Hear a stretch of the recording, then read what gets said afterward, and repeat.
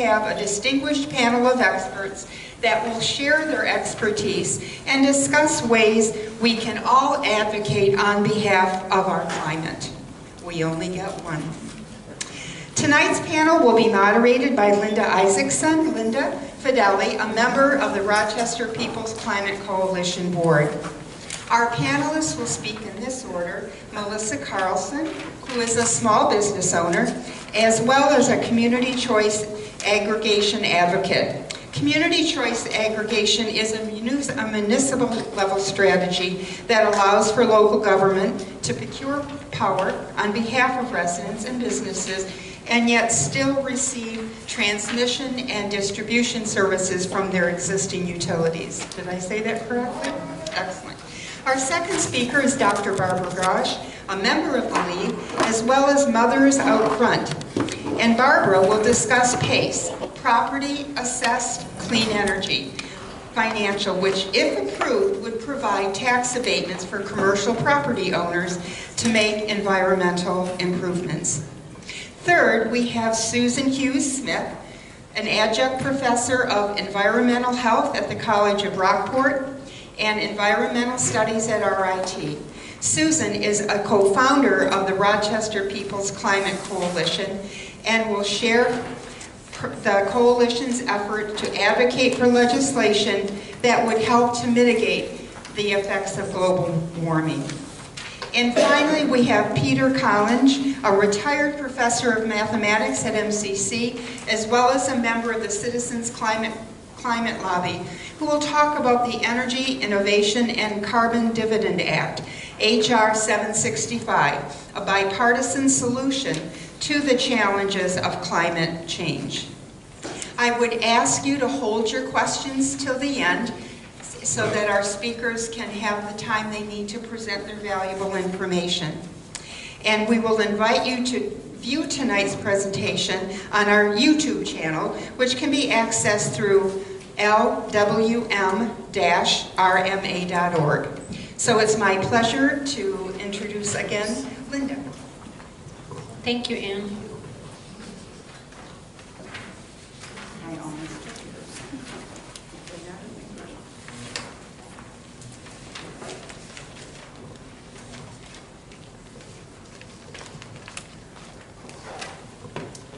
I just want to see if this will work. Can you hear me? Can you still hear me? Yes. Okay, great. So again, I'm Linda Isaacson Fideli with Rochester People's Climate Coalition, and it's my pleasure to welcome you here tonight on behalf of our organization.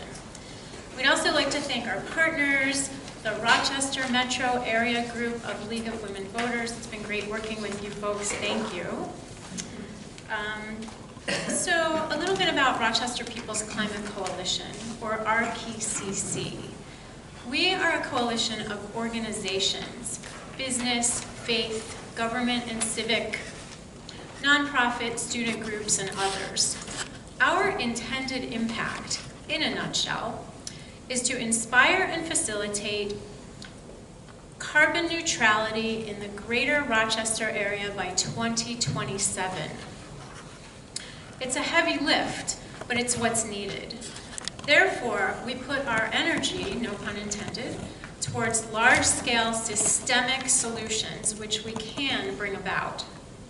Before I say more about systemic solutions and about our program tonight, I want to tell you about two upcoming initiatives, both, of course, related to the solutions that we're promoting.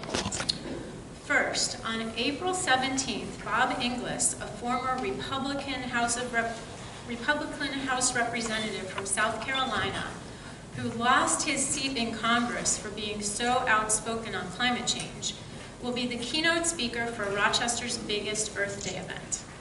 Sierra Club's 20th Annual Environmental Forum is this year being combined with the Greater Rochester Chamber of Commerce's Trends Speaker Series. That may sound like an unlikely partnership, but that's part of the draw. In addition to learning about what scientists and economists say is the most promising climate solution, this is an opportunity for common ground to be found between red and blue, progressive and conservative, Democrat and Republican. Mr. Inglis will speak on a free enterprise solution to climate change, more commonly known as a carbon fee assessed on greenhouse gas polluters, meaning mostly the fossil fuel industry. Please come and be a part of this cross-ideological conversation, which is so desperately needed today. Registration is required, a donation is optional. More info can be found on the RPCC table. There are a couple of flyers there. We don't have enough for everybody, so if you're really interested and can take a picture, please do. So the second initiative is the Go All Electric campaign that will be launched later this year. The idea is to make Go All Electric a household phrase, and for our community to understand this simple concept that just isn't obvious until you think about it. The concept is this: to fully transition off of fossil fuels, we need to power everything with carbon-free electricity. By switching our home heating, transportation, and other energy needs to electricity, and by increasing the amount of renewable energy on the grid, we can dramatically reduce our local greenhouse gas emissions in a very short time frame. So look for the rollout of the Go All Electric campaign in the coming months, and for ways that you can help to achieve another aggressive goal, making the Rochester region the first in the nation to go all electric. So now back to this evening's program. You will soon hear about 4 climate change systemic solutions. RPCC focuses on such large-scale actions because big bang for the buck solutions are absolutely necessary in the face of the climate crisis, which I'm sure I don't need to tell you statistics about. Systemic solutions stand in contrast, yet go hand in hand with individual action or lifestyle changes. Individual action is often time-consuming or expensive, and therefore requires great sacrifice. That's just not possible for many of us, especially and ironically for those who are most affected by climate change, those who are poor and marginalized in many ways. Systemic solutions are put in place by large entities such as government, business, or large institutions.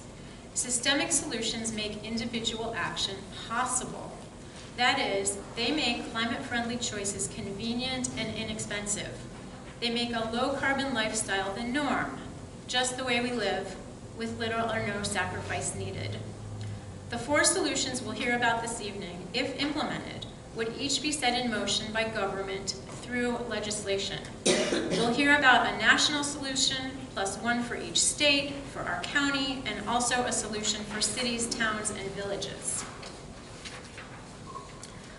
We at RPCC, the League of Women Voters, and our other coalition member organizations, and our panelists are happy to share this information in the spirit of community education and awareness. At the same time, we know that our elected decision makers don't create political will. They respond to it, as Citizens Climate Lobby is known to so wisely say. Climate action can't be left to the few. Please help to get these climate solutions underway by letting your elected officials know in no uncertain terms that climate change requires bold action now, and that you've got some specific bold actions in mind, which you will after tonight. Finally, a bit about logistics tonight. After each of the panelists have spoken, you will have about 20 to 25 minutes to ask questions as an audience, and then we'll break and you can speak with the panelists one-on-one and visit the tables. We've got Rochester People's Climate Coalition, Citizens Climate Lobby, and we'll also have a table for community choice aggregation. Please do talk with the panelists and visit the tables with an eye towards how you can help to create the political will for our elected leaders to implement these solutions.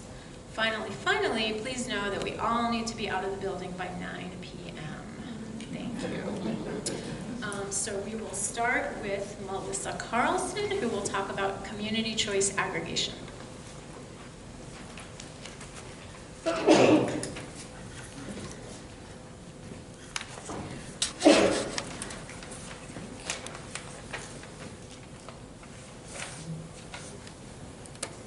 Who knows what I do?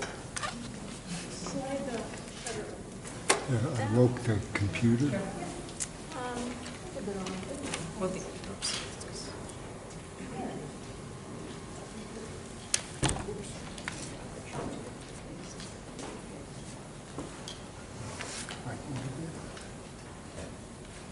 That's what it's supposed to start with. I'm going to talk about community choice aggregation. And as an idea, how many of you have heard of that before? Good, okay. This is my quick explanation. The houses on the bottom are the community. Make a choice to aggregate and buy their electricity. Hopefully it's renewable. It gets delivered to the grid, and the utility will bring it back to your house. That's my 30-second explanation of it. First, I'm going to talk about the existing system, and then I'll go into what CCA is, who enacts it, how they enact it, and what Rocktricity is doing. Right now, I am one of the partners in Rocktricity, as well as part of Rochester People's Climate Coalition, and we formed in order to promote CCA. So this is our existing sources of electricity, about equal parts fossil fuel, nuclear, and hydroelectric. And as you can see on this near side, just about nothing renewable. When you get your electric bill, you have two parts of it, the delivery and the supply. The utility takes care of the delivery. That's all the big wires, the transmission grid. And the supply, in New York, you can choose your own. When I have a choice for what I want for my house, I can go choose kind of what's on the shelf. I can't say, this is what I want, somebody make it for me. When we all get together and have a whole bunch of towns get together, then that gives us leverage to say, here's my contract, bid on it this way. So that's the point of aggregating to change. And that will only affect the supply. So this applies throughout the state. Whatever your utility is, that one is going to keep on providing the transmission, taking care of the wires if it's a power outage. So that's an important thing to keep in mind, the supply and the delivery side. Right now, the power gets to us from all the generators up on that side, and then it goes to the utilities that take care of all the wires to transport it to your home. That's the electricity flow. When you pay your bill, you have two lines going up to the utilities. That's because you pay for the transmission and you pay for the electricity. The utility takes the money that you paid for the electricity and sends it on to the generators. The utility doesn't make any money on it. They're separated. They make enough to cover their costs. But this isn't something we're going to be taking away from the utilities. They kind of don't like it just because it's a change, and it's going to be a bit more paperwork for them. So they aren't making, our G&E especially is not making it easy for us. This is the way the whole thing looks right now. So community choice aggregation is an energy purchase program that was authorized by the state. The people in Westchester said, let's do a pilot program, got the PSC to approve it. New York is the 6th state that has been doing this. So we've got other states to build on. And we've also decided that our focus is renewable, not just saving money. That's both what the goal of the program is, but you might save enough money to buy a cup of coffee each month. It's not going to cut your bill in half. The municipality is what does the aggregating, so they have to be on board in trying to promote this. The municipality, the elected officials are my clients. You're the ones that can pressure the elected officials to do something about it. And it's an opt-in, opt-out program, so if the municipality says everybody is in it automatically and you say, I don't want to, you can opt out.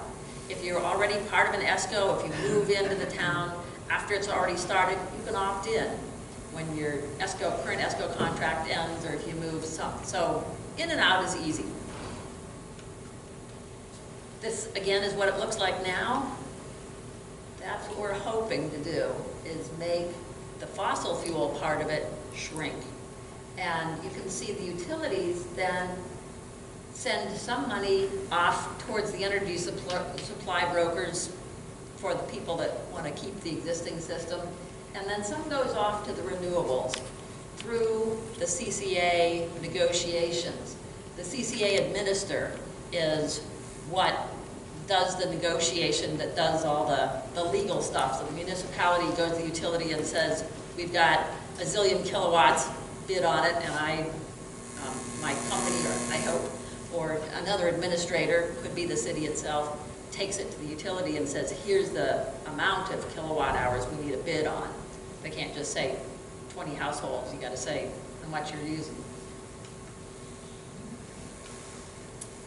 The program is set up that it can aggregate gas or it can aggregate electricity, both.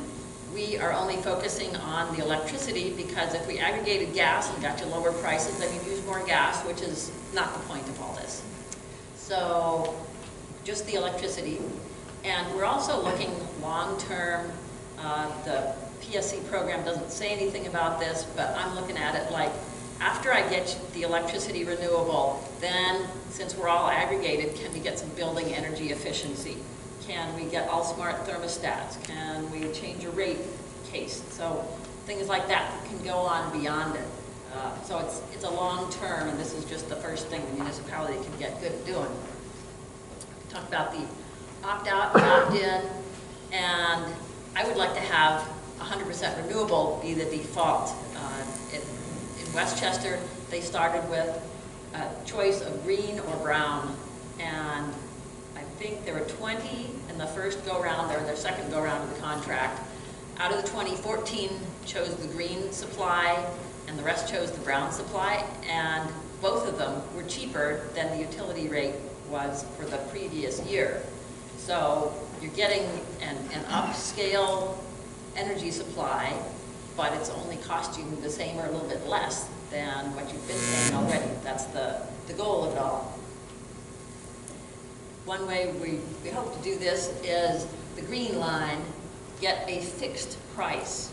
And again, if we get a whole bunch of people together, we can aggregate, we can say, we want a fixed price in this contract. Most electricity things that you can get into are not fixed price. And if we say the fixed price is less than the utility average of the previous year, we know the price is going to go up and down. And so today's price may be more, tomorrow's may be less than what you're paying, but we think the fixed price overall is going to end up being a savings. This will also, as we get energy that is New York certified renewable, it will encourage development in New York State. The way electrons work, it's like all the energy suppliers are dumping it into a bathtub and we're each taking it out of the bathtub. So whatever gets generated by a windmill or a solar farm somewhere else is not coming to your house, but more green is getting on the grid, more green renewables are filling up the bathtub, if you will. A village, a town, and a city are the municipalities that can put this in place. A county cannot do it. We're a home rule state, so it's the smallest form of government. And that's why it's up to you to go to your supervisors and mayors and say, I want this, I want it to be renewable, look into it, go ahead and pursue it. The villages who we've got signed up with us right now are really small, so even getting them together hasn't been enough. The Brighton, Pittsford, Irondequoit group, any one of them is big enough that they could make a dent and get some attention from one of the energy suppliers. So that's why it's helpful to band together. And we're trying to get, for the smaller villages out in the national grid area, trying to get more and more of them to band together to make a dent in the supply options. This is the way the steps that have to be gone through to get CCA going. The local law is allowing the municipality to aggregate, so it's giving themselves the authority to do it, and then they have to select an administrator. They could do the work themselves, but so far none of the people we've talked to said, oh, I want more jobs for no extra pay. Then the implementation plan gets submitted to the PSC and approved. Right now, both the people hoping to bid on the administration of the Brighton, Pittsford, Irondequoit group are already approved by the PSC with their data protection plan, their implementation plan. So that's a step we've already gone through. Then the MOU is written.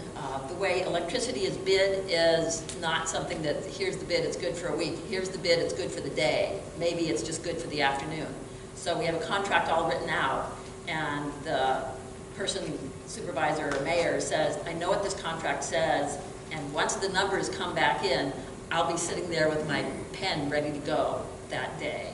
So it's all very transparent, knowing what we're doing ahead of time. The group of us right now working on this, we've been working for 3 years as volunteers. Like I said, we started with RPCC, and then we formed ourselves into a company called Rocktricity. And we've been pushing for the renewables and local cities, towns, villages of any size to go ahead and do this. The goals that any city or town can choose for themselves, they can decide they want to be renewable, they can decide they want to go just for the lowest cost. So that's part of the community choice. Some people say this is Big Brother deciding for me. Well, wherever you live, the state has told you what utility you are in. You can't choose that. So this is bringing it from the state level down to the local level. So that's part of the choice. And once the city gets involved, some of them have said, well, I've got an extra 10-acre plot out there. Maybe I can put some solar on it. Maybe that'll generate some more income. So it brings everything back local. How can I have more development of local renewable energy in my town, in my city? Right now we're working with Jewel, who is the one that started the programs in Westchester, and they've got all the technical expertise and the legal experience, and so they're going to do the heavy lifting.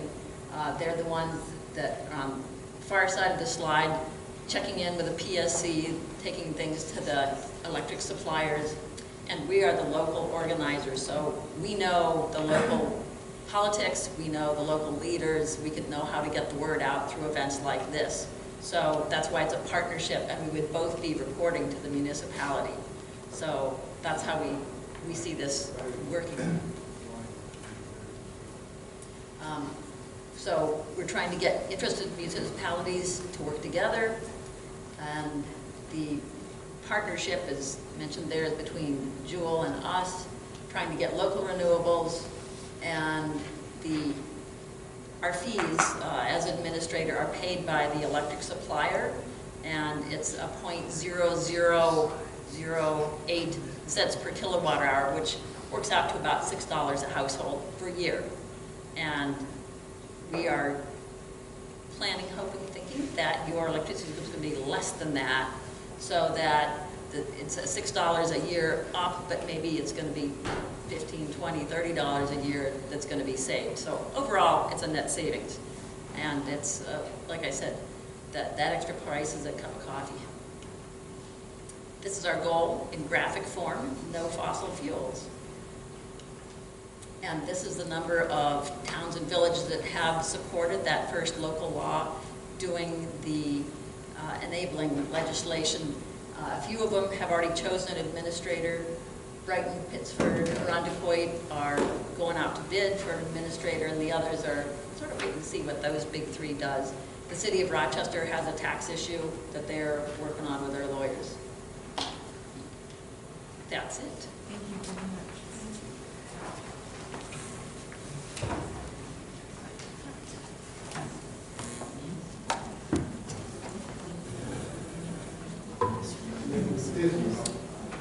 You could shut that off because I'm not going to see it. Thank you. Hello. So I'm here to talk to you about what one thing that our county could do. And that is what's known as PACE, which stands for Property Assessed Clean Energy.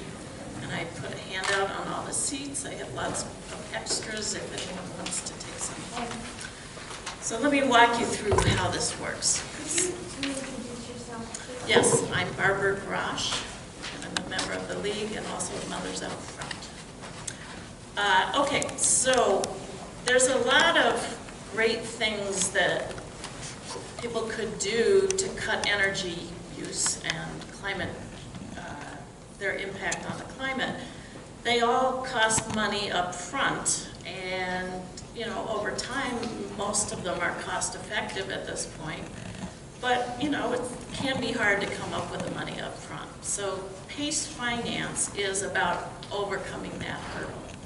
Okay, so this is something that first gets enacted by states. So New York State enacted their law in 2009 that said local municipalities can do PACE finance if they want. And at that time, they also set up this thing called the Energy Improvement Corporation, which is a statewide nonprofit local development corporation. Okay, so it acts a little bit like a bank. So this EIC will get money from the private sector, mostly banks. I think there's two main banks that they deal with. And, okay, I'm leaving a step out. So local municipalities can decide to opt in. And I've got a list there of the counties in New York State that have opted in so far. Cities can also opt in. So if they opt in, what they do is that they pass some local legislation that says we want to participate, and then they join this local development corporation called EIC as members. Okay, so EIC gets this money from capital markets, and then they can make it available to businesses within the municipalities that have opted in. So if Monroe County were to opt in, for example, that would mean, say, Asbury Methodist Church. I see they have a big, some kind of remodeling program going on. They could add into that remodeling program, we're going to put in geothermal heating. We don't ever want to pay for electricity again, so we're just going to put geothermal, we'll drill in the parking lot, get our ground loops down there, we'll put in some heat pumps, we'll put some solar panels on the roof to power the heat pumps, and then we'll be self-sufficient. Well, that'll cost quite a bit of money, but under PACE financing, they can borrow 100% of the money from this EIC, and then they can finance it over a long period. 20 years is the maximum period. They can choose shorter if they want to, but they could go up to 20 years. So that means that from the get-go, first of all, they don't have to get any money up front, and from the get-go, they'll probably have a positive cash flow. They will save more in the first year than what they have to pay on that money that they've borrowed. Now the trick is that then that money gets put onto their tax bill. There's a lien put against their building so that the money is recovered by the taxing authority, which is why it's called property assessed, because it goes onto your tax assessment. And what that also means is that it travels with your property. Okay, so I don't think Asbury is likely to sell their building in the next 20 years. But let's look down the street. You know, there's various businesses down the street. Writers and Books is across the street. You know, they could conceivably decide to move to a different building. Well, what will they do? They can sell their building, and whoever buys it will get the debt. So they're getting all that free energy that was based on the investment that was made, and they will pay off the loan. So it's a way of making this long-term capital available and making it so that when you're trying to decide whether to make that investment, you don't have to think, oh gosh, am I going to stay in this house long enough to pay it off? Or, you know, if you're a business, am I going to stay in this building long enough to pay it off?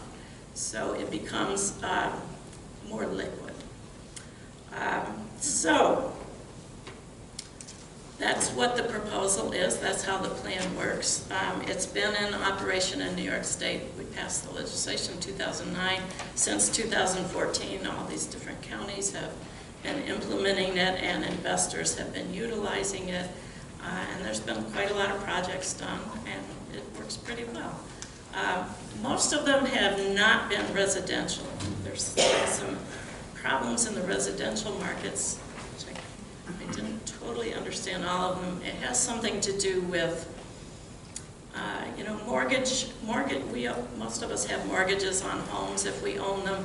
Those mortgages get sold on secondary markets, and there's Fannie Mae and Freddie Mac, there's all these regulations on mortgages.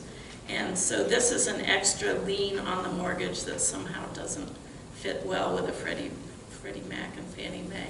So it hasn't been as useful to individuals for residential as they originally thought it would have been. But it's popular among businesses and nonprofits because they can do this kind of deep retrofitting to get the most long-term kinds of change.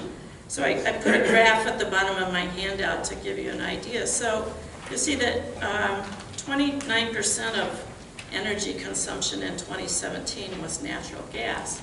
Now, natural gas is really not good. We were sold a bill of goods that it's clean energy, and I guess compared with maybe coal, maybe it seems clean. But the fact is that gas pipes leak, and that methane is a terrible greenhouse gas. So, part per million by part per million, methane is like 26 times worse than carbon dioxide. So it seems clean when you're burning it. It doesn't stink. We can stand to have it burned in our kitchens and breathe the fumes. But there's a lot of leakage through the whole system. And so we really need to get off of fossil fuels, especially natural gas.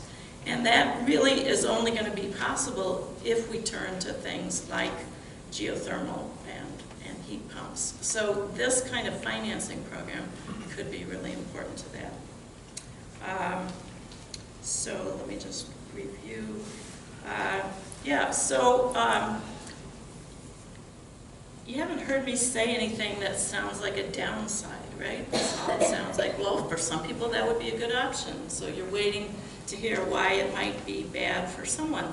And I haven't been able to find it, right? There's no real downside. I mean, not everyone will want to run out and invest, but for those who do, this is very attractive. And I can't see any drawbacks to allowing the system to be available to them. The counties are not taking on financial risk. There's no subsidy. The title is slightly garbled.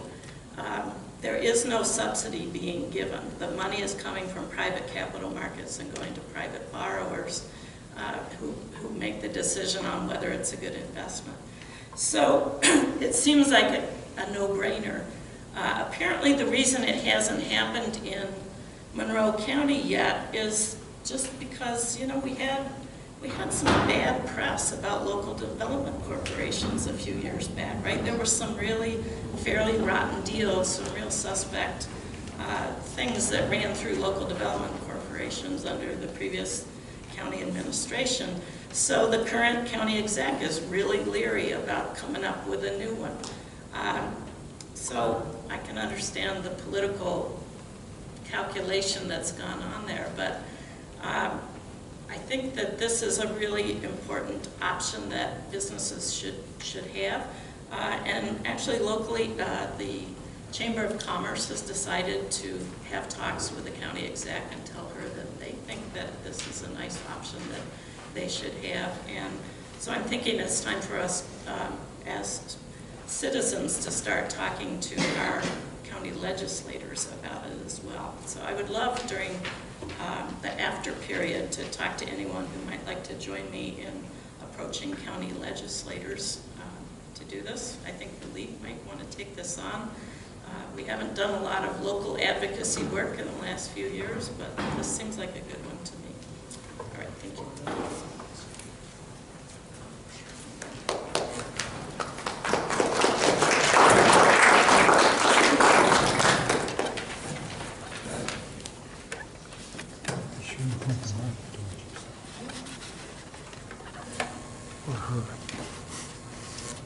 Wow. they find my slides, just a refresher because I neglected to put my name tag on.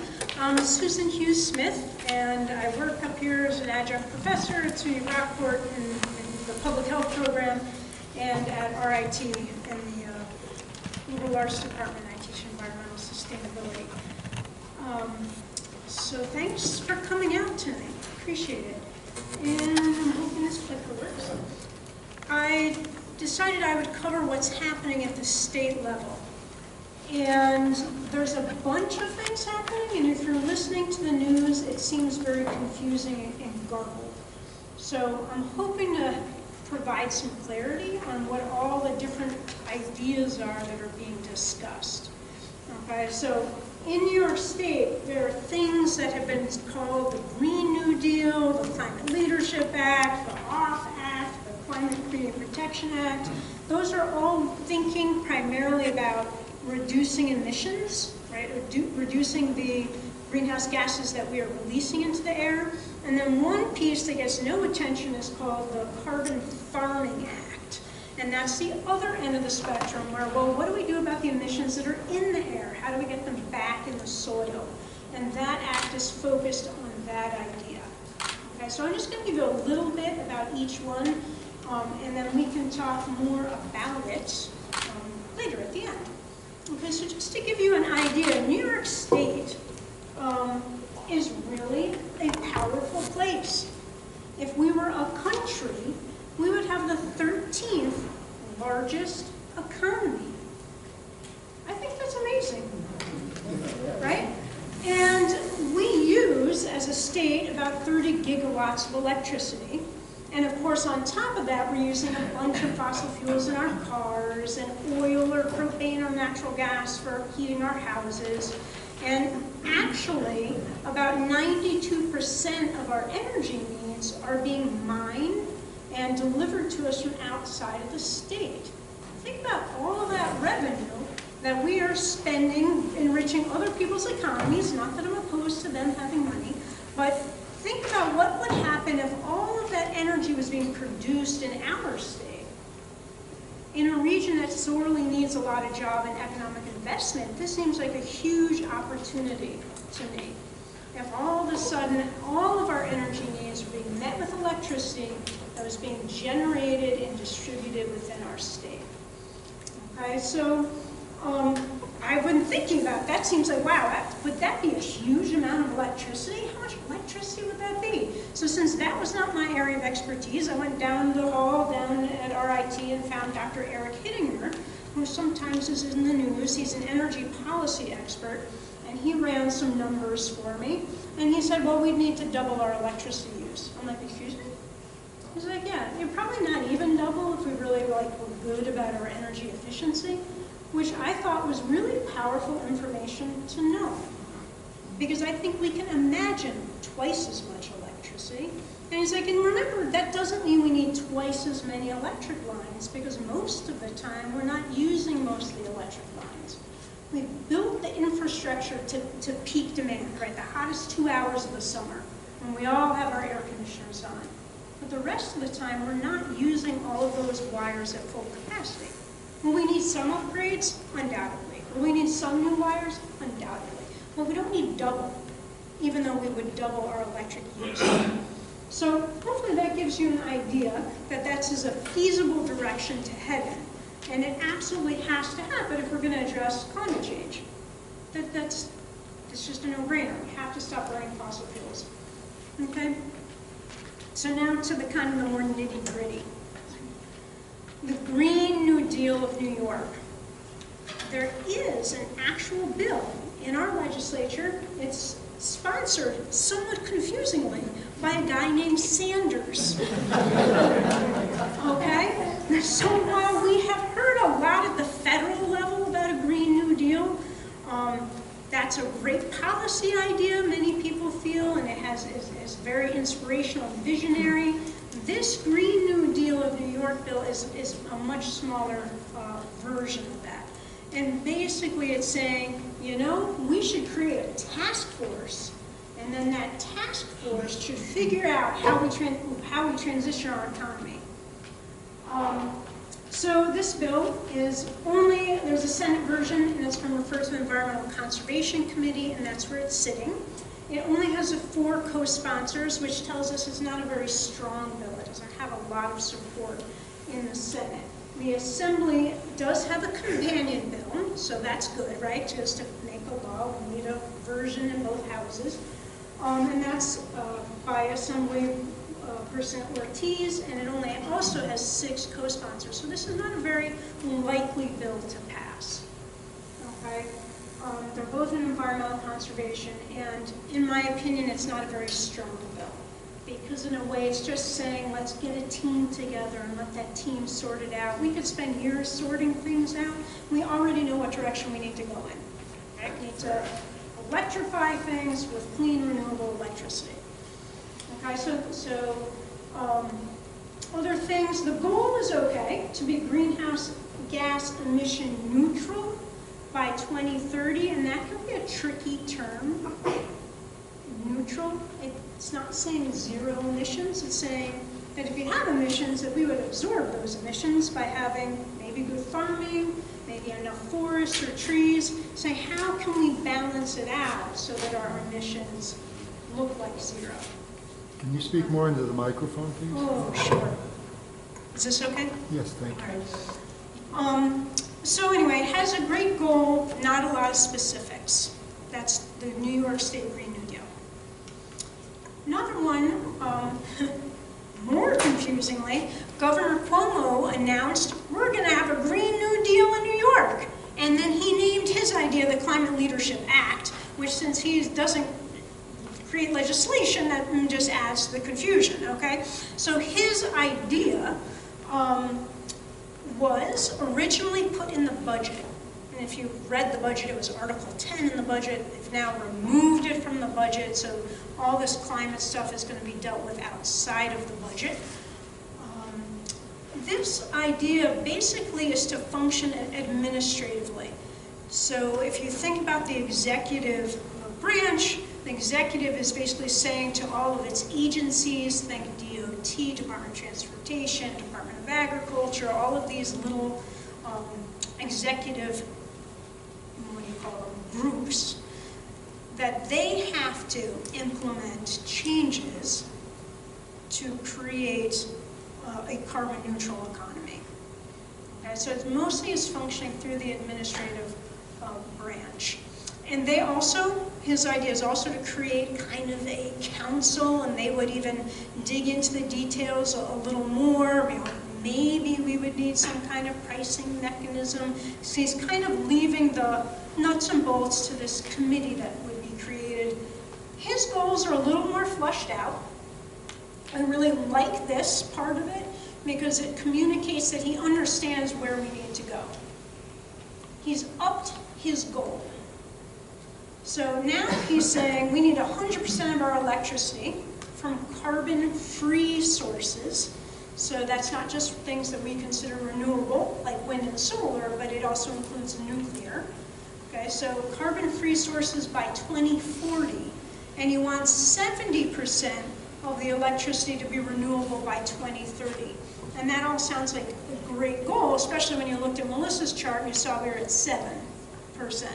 So there is a huge way we could go to grow our renewable portfolio and keep our nuclear plants operating while we're transitioning everything else. So that piece of it I really like. Again, this idea of a carbon neutral economy.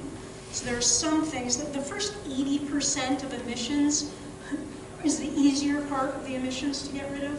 This is going to be the last 20 or 10% that will be more difficult. And that's why already people are starting to use this other language of carbon neutral. Okay, so that was promo. The third one is probably the most in line with where the science says we need to be. Unfortunately, it only has a legislation in the Assembly. Okay, so A3565, Colton Ortiz is the sponsor. And you can see here that there are 31 co-sponsors. So he says already this is beginning to get more traction in the Assembly. It's been referred to the Committee on Energy, and that's interesting. Like one goes to conservation and something else goes to energy. And this is similar to Cuomo. It's a little stronger. It's requiring 100% clean energy system by 2030. Not just electricity.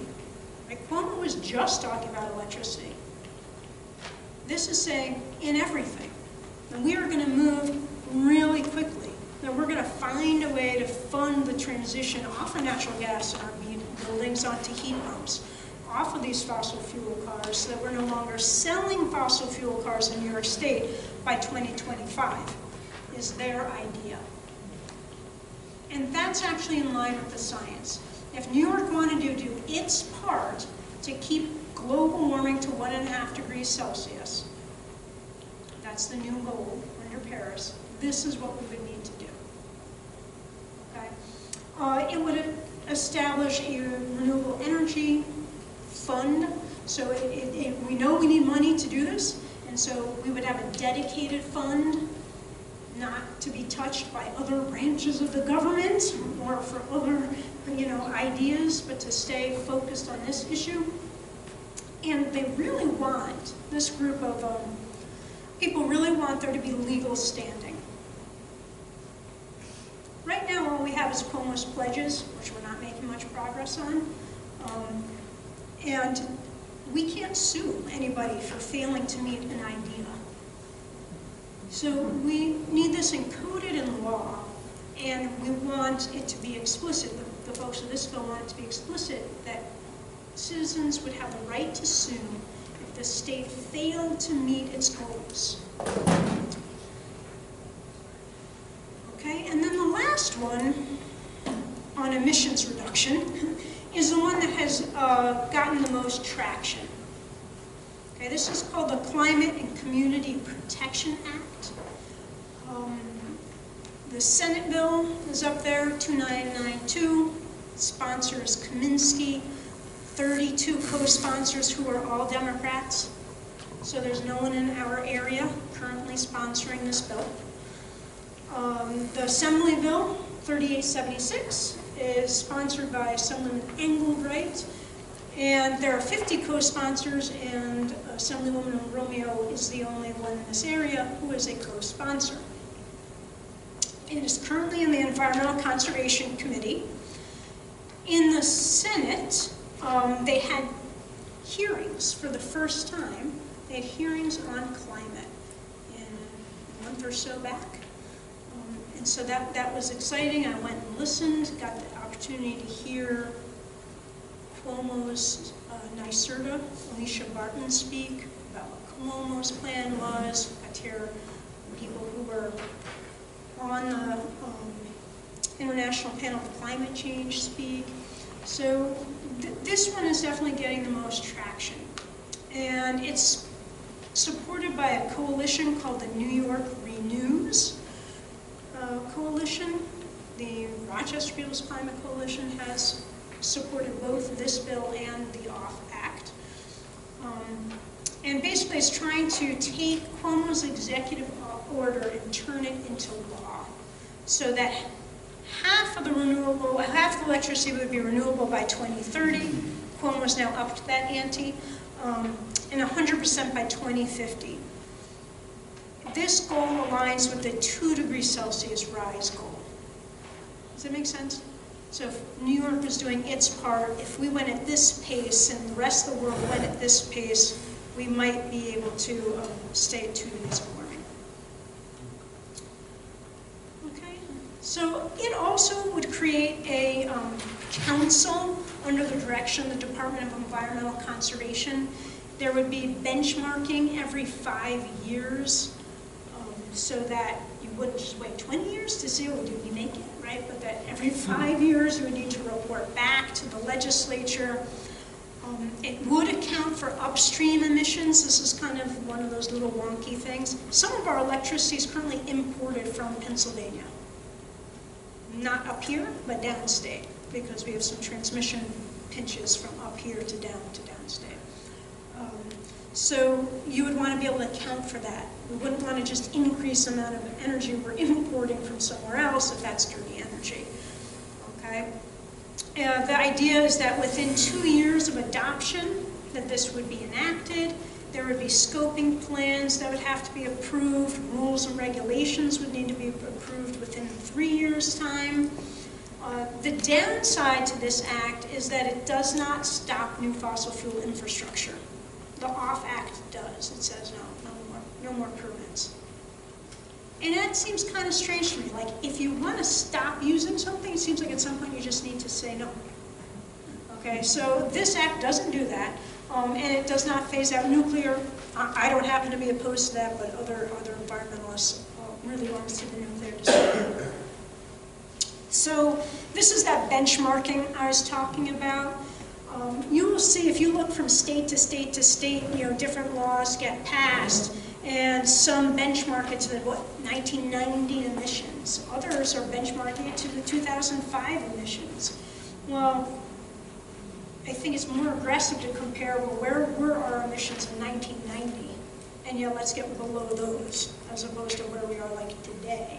And let's get below those. Okay, so anyway, there would be benchmarking. Climate justice boards, this is one piece of the CCPA that I think does really well. We know that the most impacted communities are the ones who can least afford to deal with this, and that's this idea of environmental justice. Our low-income communities have borne the burden of environmental pollution for decades and decades, and so we need to rectify that as we are cleaning up the carbon pollution. And that's the idea of these climate justice boards, that they would help to direct funds that would be gathered through different pollution fees and direct some of those to those impacted marginalized communities. Okay. It does not itself create a funding mechanism. That might be a downside. There's a companion bill, that could do it. I don't know what I'm doing wrong. You're getting too close to this mic. Am I getting too close to that?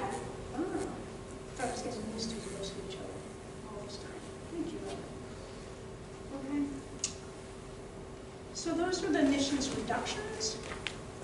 I don't see Elizabeth Henderson here. I was hoping she would be here because she is the expert on the next part of the problem, that's sequestering carbon.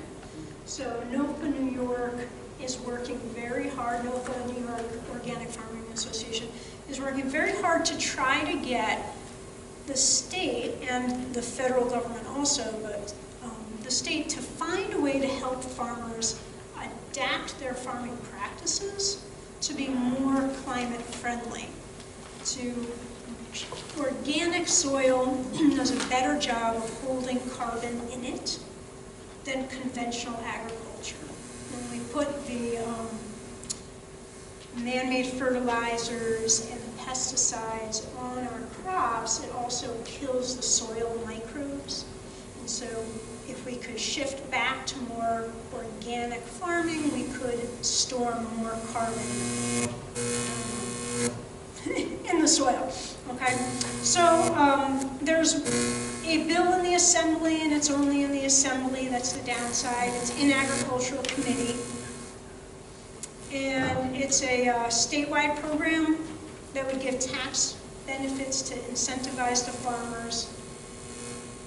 Part of the goal would be to measure the actual soil content, the carbon content of the soil. That's the complicated part right now. We don't have a standardized way to do it. Carbon content varies on the season, it varies on the depth of the soil, so we need some more agreement on that standard procedures. And so far the state's efforts are mostly directed at the animal agriculture, the large capos, and trying to help them get these biodigesters on their property so that it would break down some of that waste and take that methane and burn that methane to create electricity to use on their farm, all of which in and of itself is a good thing for the climate, but isn't really adequate enough from their point of view. Okay? So it would help with the the state would basically identify what is a healthy soil, like how are we going to define that, or how can we define the practices that create healthy soils, while we're still figuring out the actual best way to measure carbon content. There are other things that we already know. Those would be two of them. Something that a lot of farmers need is help, insurance, during the transition. Okay, you can't sell your products as organic products while you're transitioning because it has to be a certain period of time without pesticides. So there's often a financial loss during that transition. So some kind of insurance that would protect them makes a lot of sense. So all of those things are addressed in this particular bill. And that is what's happening in your state.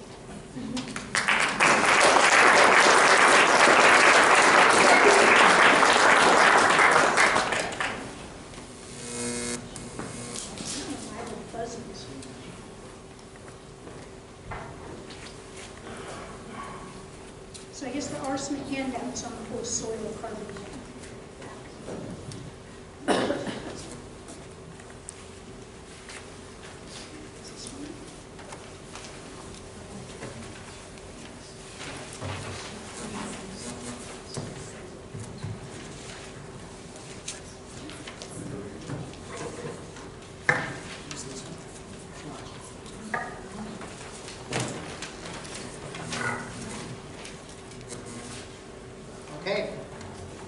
I'm Peter Collins. I'm a volunteer with Citizens Climate Lobby, and I'm going to talk about federal legislation, and I'd like to get to the bill we're promoting, but it's hard to talk about federal legislation right now without talking about the elephant in the room, which is the Green New Deal.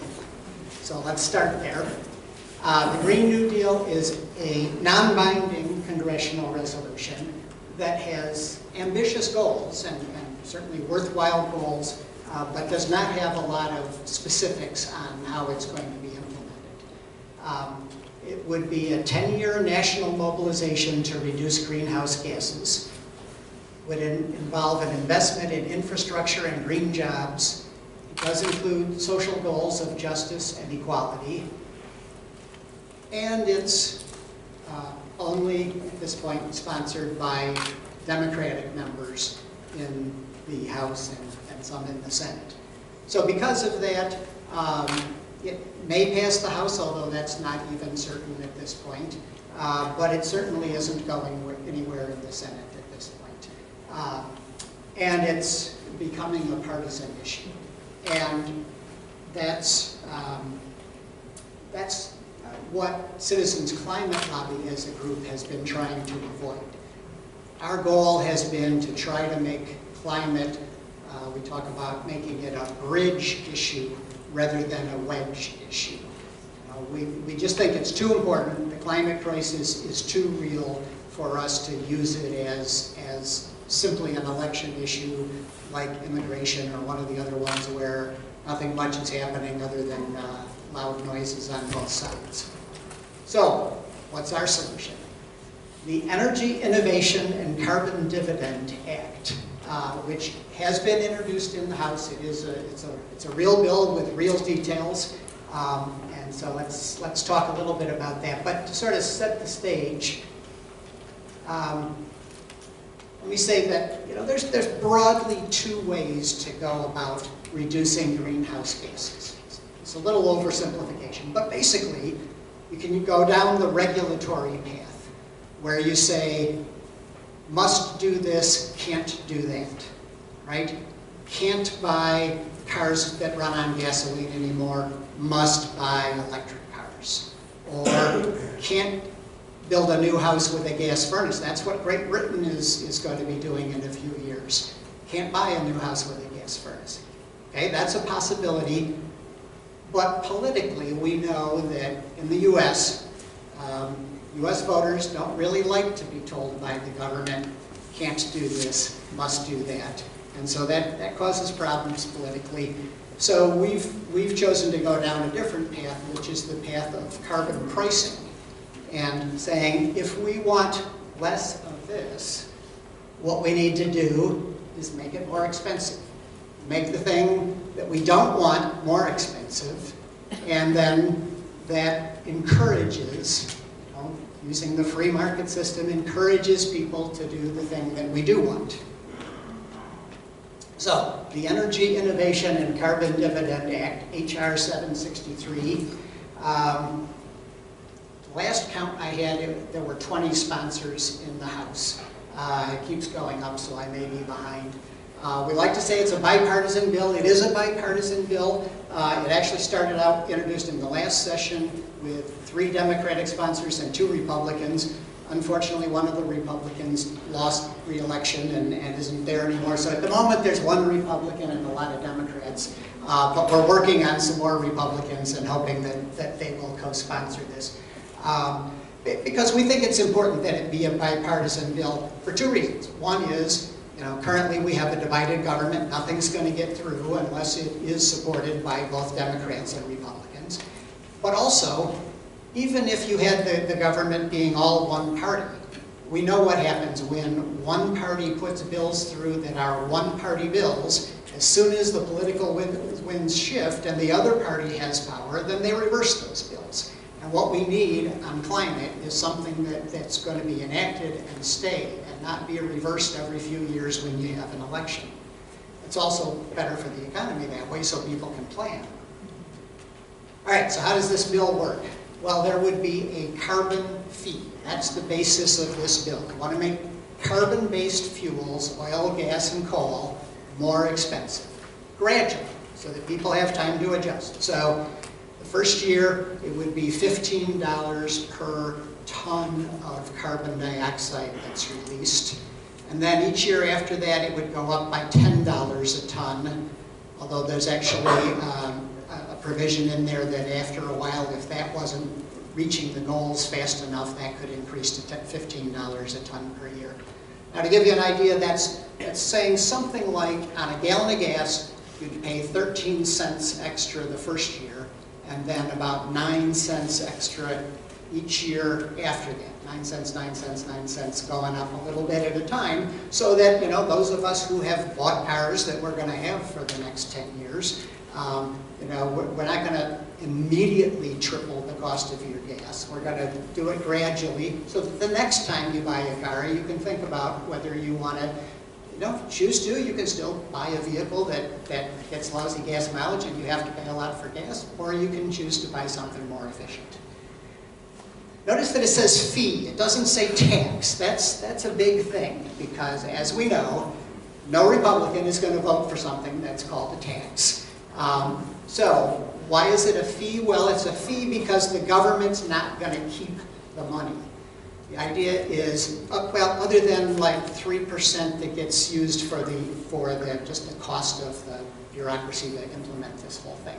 But the rest of the money goes into a big pot and gets divvied up equally among households based on the number of people in your household. So it's kind of a rebate on this fee that you've been paying. So that does a number of things.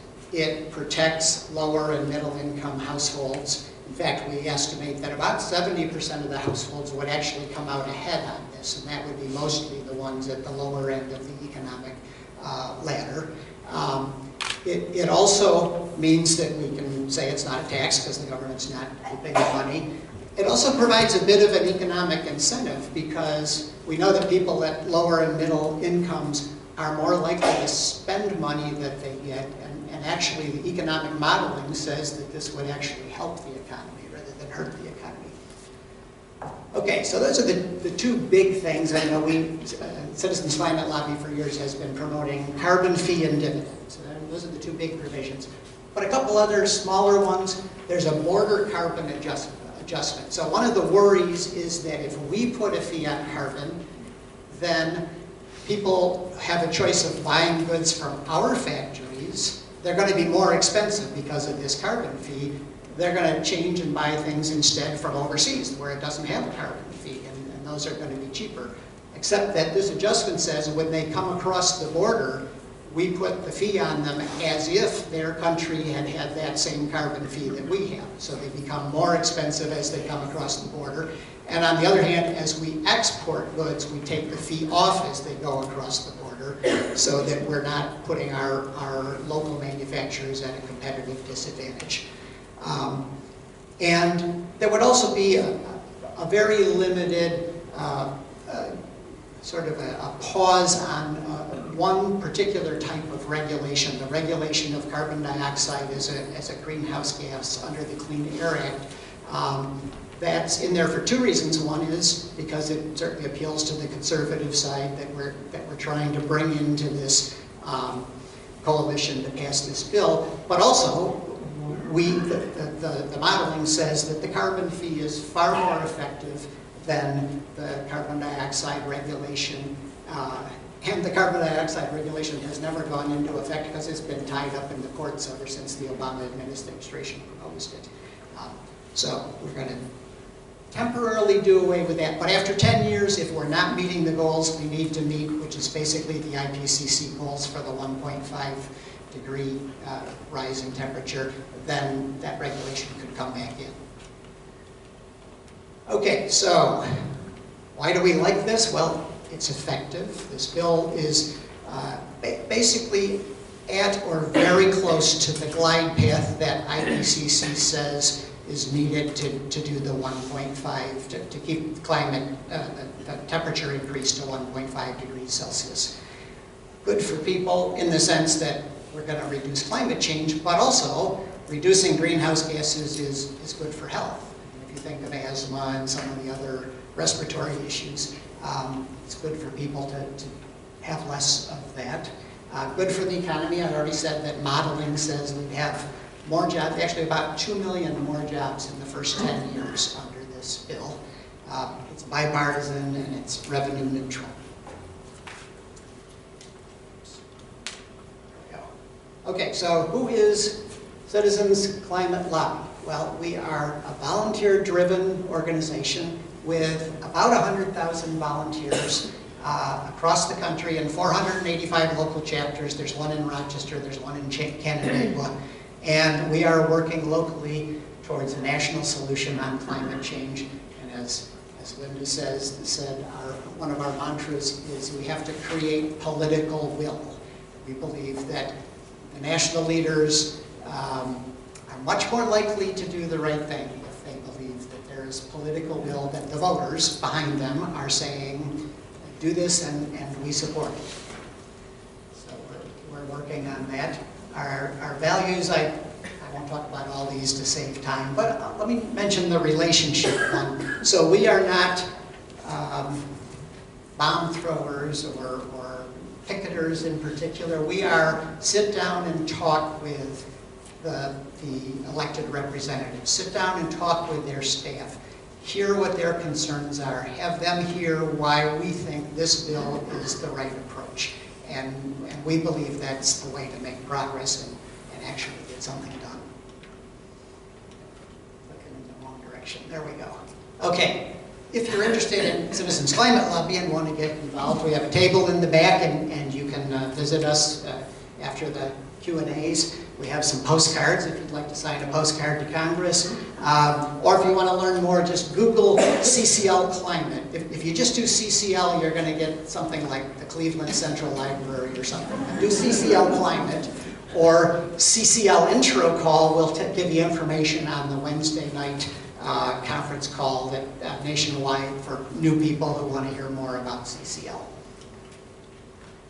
But the main thing we really are trying to get people to do is to tell their representative in the House, because that's one step at a time. We're working on the House right now. So Joe Morelli, for most of us, if you're in Monroe County, or Chris Collins or Tom Reed, even better if you're outside Monroe County, because we need to get some more Republican co-sponsors, and we'd like to get one of them on board, and ask them to co-sponsor H.R. 763, the Energy Innovation and Carbon Dividend, but we kind of shorten it sometimes, Act. Okay, and just some context for Citizens Climate Lobby. I will mention that our local meetings are the third Monday of every month at First Unitarian Church at 7 o'clock. If anybody would like to come, or find us on Facebook, or contact me. Thank you.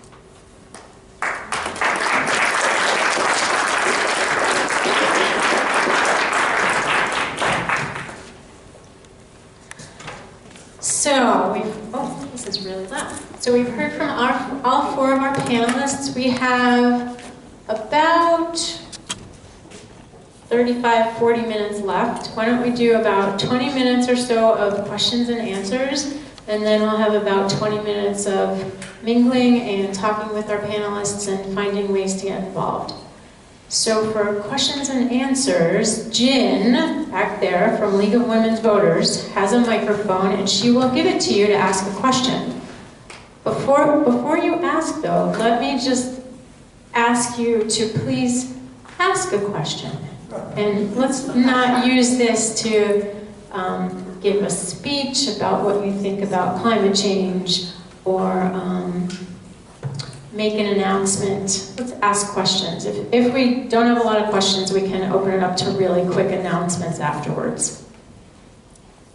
Okay, I'm going to start on one side and then just keep flipping back. So here, I'll take this gentleman, and I'll be over with the Hi, next one. I'm Fred Stoss. I'm a full librarian at the University of Buffalo. Thank you. Mike's not on.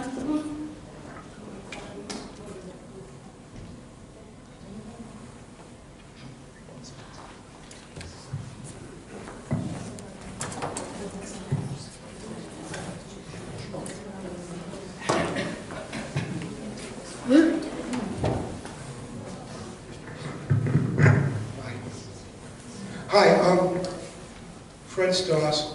I'm a full librarian at the State University of New York, University of Buffalo. I wonder if anybody of you know, when was Rochester really active back in history with a really serious effort of trying to address climate change issues? In 1988, the Center for Environmental Information began publishing the Global Climate Change Digest. We produced it. I was working there as their Director of Library and Information Services. So my involvement goes back to 1988 when we started that. I worked at Oak Ridge National Laboratory in their Carbon Dioxide Information Analysis Center, and I want to applaud every single person for the efforts that you guys are doing, because this is so needed, because the education component is lacking. I got involved more deeply with, wait till I get to the question. When I trained with Al Gore in 2007 to be one of his climate messengers, I was one of the first 250. 19,000 strong now. His last training ended about 2 weeks ago. While in Nebraska, Iowa, and Kansas, billions of dollars have already been estimated for recovery costs. On the other side of the world, in Africa, several countries have been obliterated. We still don't know the full extent because we can't communicate with them. So there's a certain irony.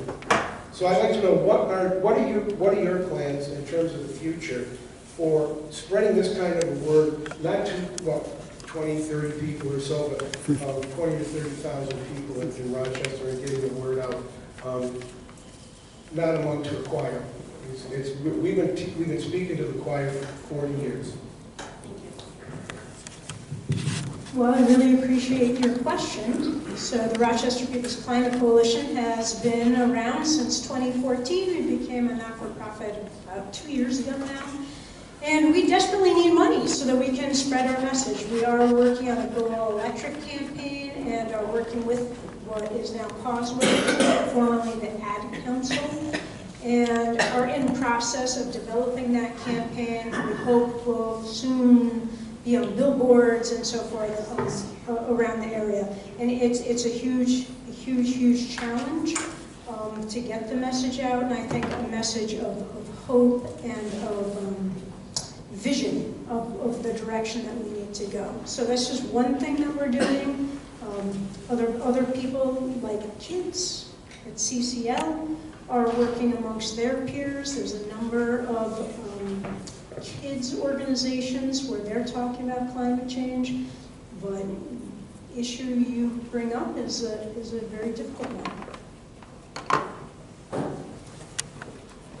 So Citizens Climate Lobby also sets up tables like the one in the back at any number of events around town during the year. But we would, and we've did several dozen last year, everything from urban farmers markets to the Naples Grape Festival. But if anybody's having an event with a lot of people and room for a table, let us know and we'd be glad to come because we do want to get the word out. Speaking of events, come to the April 17th Bob Inglis event, which is being advertised and supported by the Chamber of Commerce and the Sierra Club, so a bipartisan event. So we really are trying to reach out to the broader community, and any effort you can add to that, to invite your friends, send them to Facebook, whatever, or to table if you have an organization that wants to come and sponsor the event. That's an opportunity too. Rocktricity is cold calling all the elected officials in Monroe County and some of the other areas, and they're, as I said before, they're my client when I want the elected official to sign up for CCA. And if they are, sometimes they just say no and hang up the phone. And sometimes they'll say, come and meet us, and after they get a little bit of information, then we can go to their constituents and do events like this in their town, village, city, and get more people to know that, so that people on the ground can push up the elected officials. Mothers Out Front goes to every event we can think of to publicize and build support, and we hold house parties so that we get people, convincing people that they know that it's time to act. So there's a choir kind of effect, like most people in this room are probably receptive to this message, but if most people in this room were working hard, that would be a different thing. So there's all those levels of engagement that we have to work through. And I confess, I am astonished and appalled at how somehow this all became a partisan issue, because I don't understand that. Republican kids are going to suffer just as much from climate change as Democratic kids are, and so I admire all the work CCL does to try to make it nonpartisan. I notice you're mostly got Democratic sponsors, so you haven't quite dodged that bullet, but it's an effort. Hi, I'm Beth Ayers from Wayne County. A question for Peter regarding the Energy Innovation and Carbon Dividend Act. This Prius driving woman has no problem at all with an extra 13 cents per gallon fee on gasoline, which is what I heard you say that it would boil down to. But how on earth are you going to sell this concept to the general public? People get so totally bent out of shape every time gas prices go up. And I get so totally bent out of shape by all the supersized pickup trucks on the road. How can you envision this kind of a tax actually being acceptable and coming into being? The key to that is the carbon dividend part of it, the fact that you're getting money back. There are several countries that tried this kind of thing. Australia was one of them that tried a carbon fee, and it got repealed because the government was keeping the money and their gas prices were going up and they didn't like it. France has essentially done the same kind of thing where their gas prices were going up and they weren't getting any money back, and we saw people in the streets. We think that with the carbon dividend, it's going to be more palatable. Yes, you're paying more at the pump, but you're getting money back every month, and you're seeing that come back. And in fact, the way the bill is written, one of the worries was, well, we're going to pay that fee the first month, and by the time the bureaucracy grinds, it's going to take us 6 months or a year before we get any money back, but meanwhile, we're paying. So the bill is actually front-loaded so that there would start to be payments right at the beginning, even before the money came in, sort of IOUs into the account that would get settled up over the first 3 years so that eventually it would pay for itself. But there's certainly an educational component because, you know, people are going to see prices go up and they're not going to be happy about that. We think, though, that getting a check in the mail or a check in the bank account every month is going to, we hope that that's going to offset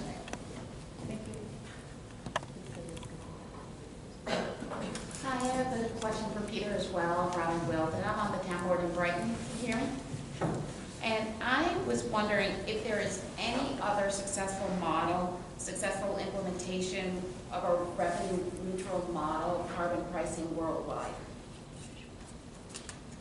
Well, certainly the closest to what we're proposing is in the province of British Columbia in Canada. And I'm sure that it's not exactly the same as what this bill is, and I can't tell you the exact differences, but it's pretty close. And it's been started recently. In fact, much of Canada is moving towards a carbon fee and dividend kind of model. But it doesn't, you know, it's fairly recent. It's like, I'm not going to tell you that there's 10 years of history and that we know how it all works because it's more recent than that, but they are doing it. It's revenue neutral? It's, I don't know if it's 100% revenue neutral because I just don't know the details, but it's essentially this model of carbon fee and dividend. Hi, I'm Bruce Bollock. Recently I saw a documentary called Cowspiracy. So 2 questions. Have you seen the documentary?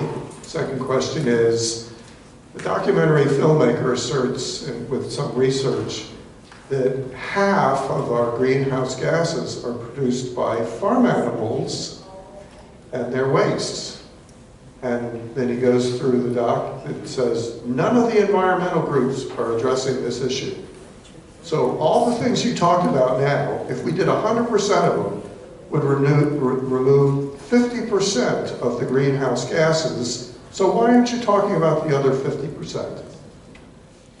So I really appreciate your question. Thank you for asking it. So I saw the film, and I was curious about that study, because usually the agricultural industry is cited as having 17 to 18% of the emissions, and of course it always depends on how you want to slice and dice your data. So when I went and read that study, the way they got up to 50% was including the respiration of the animals themselves.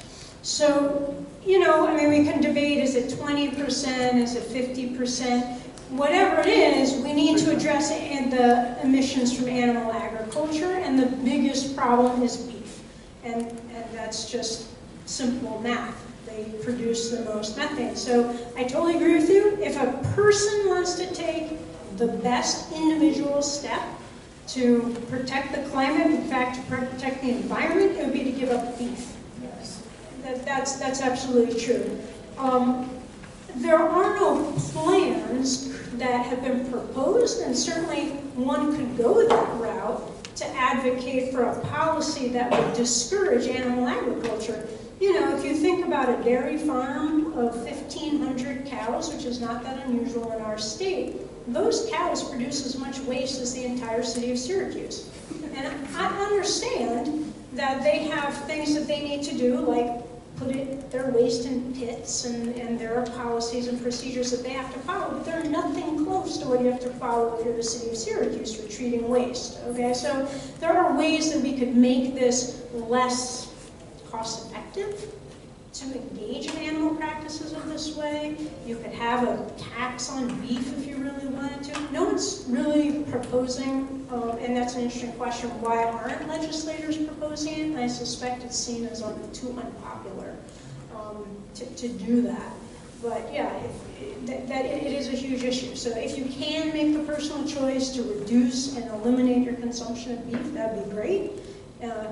Chicken is probably the safer one to eat, but they're all, if you're concerned about the animal's health and well-being, you really want to find a local farmer who raises their animals in the way you and I imagine. that old McDonald race is in. Good day. I live in, I've lobbied Joe Morelli about the Green New Deal with some people in this room and received what I would describe as a rather tepid reception. I happen to live in Chris Collins' district down in Mendon, formerly Reed's district. Do you honestly believe that lobbying either one of those people would do any good? Well, I probably have a little more hope for Tom Reed than Chris Collins. Tom Reed, you know, his district does include Ithaca. There is a certain amount of pressure on him in that direction. And Tom Reed, you know, belongs to, I think it's called the Problem Solvers Caucus, where he is advertising that he is open to working across the aisle in a bipartisan way and solving problems.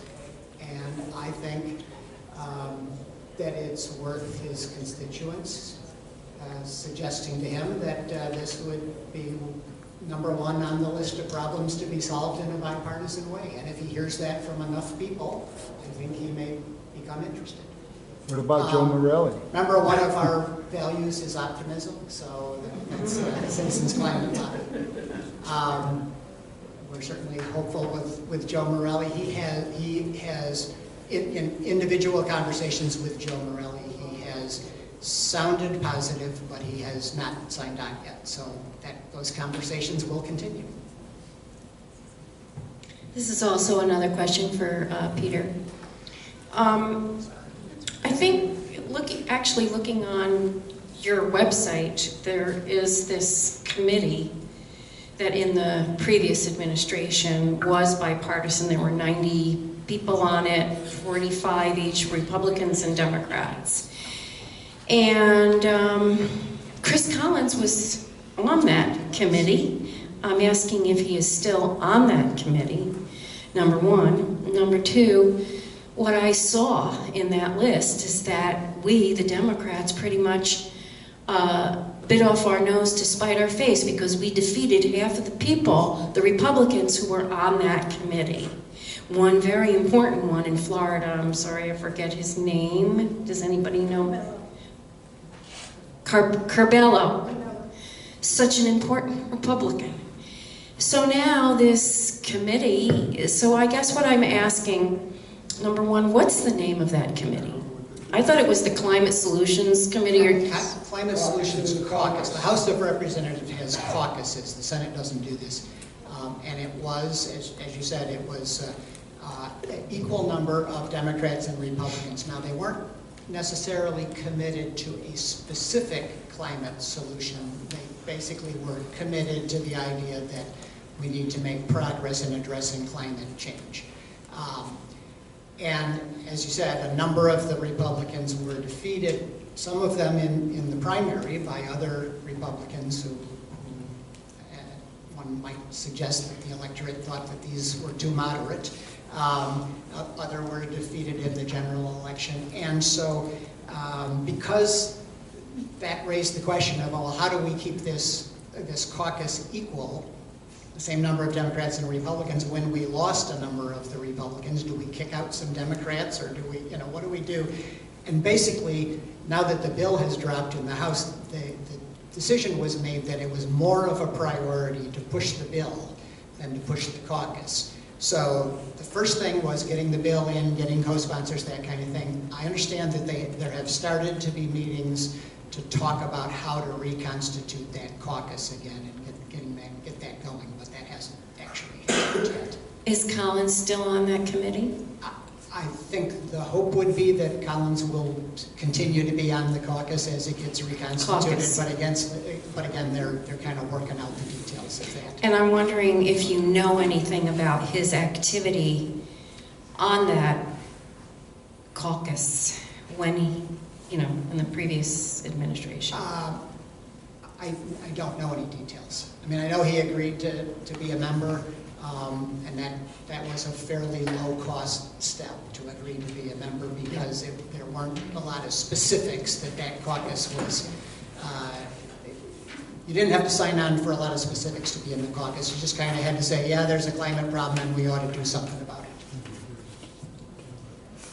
Okay, hello, I'm Joan Rosenthal from the League. Relating to Bruce Pollock's comment, I wonder if anybody on the panel is aware there is a farm in either Monroe or Wayne County or whatever, a dairy farm, or that they aggregate the cow mass and they produce electricity from it. There was a big article about them about a year ago, and it seemed like a very innovative idea. I wonder if anybody's aware of that. I don't know which specific farms, sorry, it's just not my area of expertise, but I know it's an effort the state has been trying to advocate for, and there have been some farmers across the state who have been able to move forward with getting those biodigesters. And so it helps to break down that methane, burns it, and creates the power for their farm, which is a good idea. Yeah. On a totally local issue, we could take more power out of the Niagara hydro.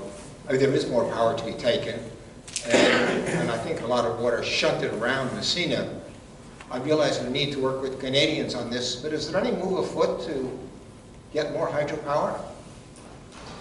So we'll answer this question and then have just one more after it.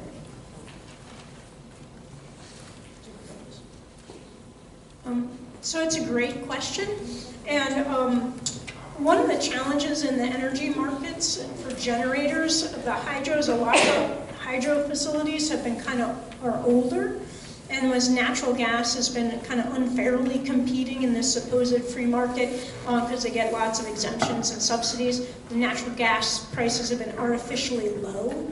And so that's been hard for our hydropowers. Through community choice aggregation, which Melissa and I have been working on, we're hoping to secure better contracts better for consumers in terms of rates, but that would also be better for those hydro generators so that the hydro could supply the base load for renewable community choice programs. And we think it would be beneficial for both the consumers and those generators. So yes, is the short answer. One more question? I think question over there.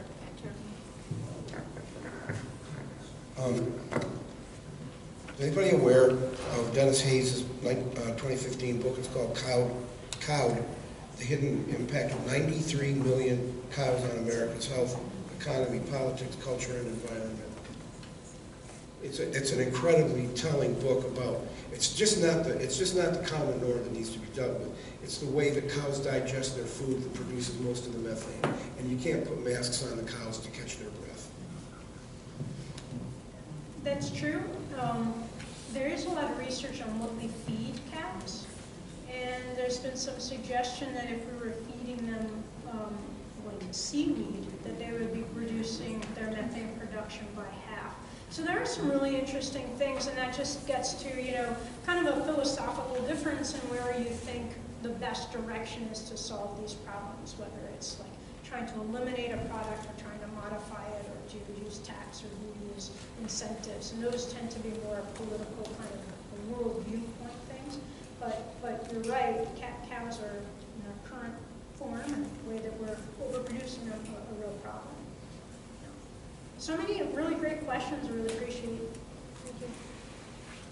Just before we break and go into the tables, I just would like to thank Rob Witters from Metro Justice Communications Committee for managing our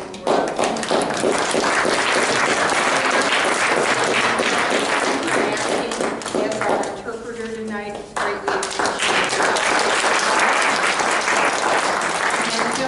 We have 2 more programs for the remainder of spring. On April 29th, right here at Asbury, we have a forum that will be, I believe, extremely informational on the criminal justice reforms. And also on May 20th at Fight Village in the city, we will be talking more about Census 2020 and why it is so important. So I'll thank you all for coming, and then encourage you to speak with our speakers at their table. And thank you so much, all of you.